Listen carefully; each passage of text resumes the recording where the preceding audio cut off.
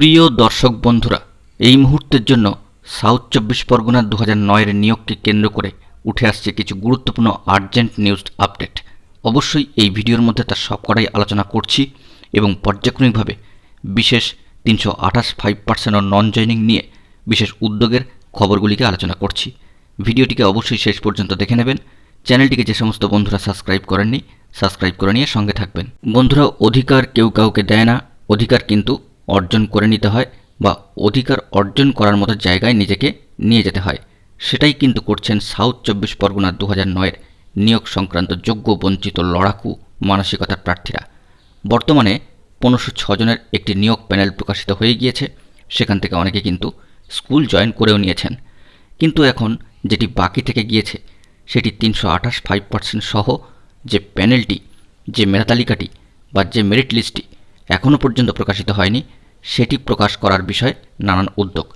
পাশাপাশি non joining যে সমস্ত শূন্যপদ থাকবে তাও কিন্তু শুধুমাত্র 2009 সাউথ 24 পরগনার যোগ্য বঞ্চিত লড়াকু এবং যে সমস্ত প্রার্থীরা ইন্টারভিউ দিয়েছিলেন তাদের থেকেই পূরণ করতে হবে, এরকমই কিন্তু দাবি তোলা হচ্ছে, যা একটি ন্যায়সঙ্গত দাবি। সেই দিক থেকে যে বিষয়টি লক্ষ্য করা যাচ্ছে যে গান্ধী মূর্তিতে অর্থাৎ ধর্মতলায় গান্ধী মূর্তি চত্বরে লাগাতার 2009 সাউথ 24 পরগনার অন্যতম লড়াকু সৈনিক এবং তার সহযোদ্ধারা দেবাশিস বিশ্বাস সহ অন্যান্যরা গান্ধী মূর্তিতে লাগাতার কর্মসূচি পালন করেছেন, নবান্ন অভিযান করেছেন, পাশাপাশি কালীঘাটেও কিন্তু অভিযান কর্মসূচি পালন করেছেন।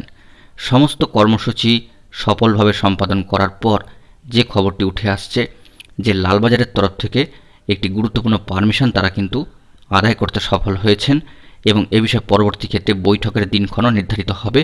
খুব ভালো খবর উঠে আসতে পারে এই বৈঠক থেকে, সেরকমই কিছু সম্ভাবনার জায়গা কিন্তু তৈরি হচ্ছে।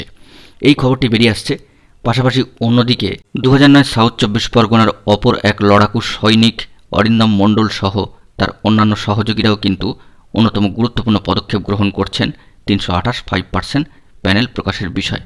যে বিষয়টি উঠে আসছে তাদের তরফ থেকে, অর্থাৎ প্রাথমিক শিক্ষক চাকরি প্রার্থী উত্তীর্ণ ঐক্যমঞ্চ 2009 দক্ষিণ 24 পরগনার পক্ষ থেকে যে 29 August 2023 Arindam Mondal and others rest converted panel plus 5% waiting panel পাবলিশের বিষয়ে কেস অর্ডার অনুযায়ী তারা কিন্তু বিকাশ ভবনে ইতিমধ্যেই কমিশনার অফ স্কুল এডুকেশন ডিপার্টমেন্টে তাদের কেসের অর্ডার কপি রিসিভ করিয়েছেন, যাতে করে 26 সেপ্টেম্বর অর্থাৎ আগত 26 সেপ্টেম্বর 2023 হিয়ারিংয়ের দিন কমিশনের তরফ থেকে লয়ার কোর্টে উপস্থিত থাকেন।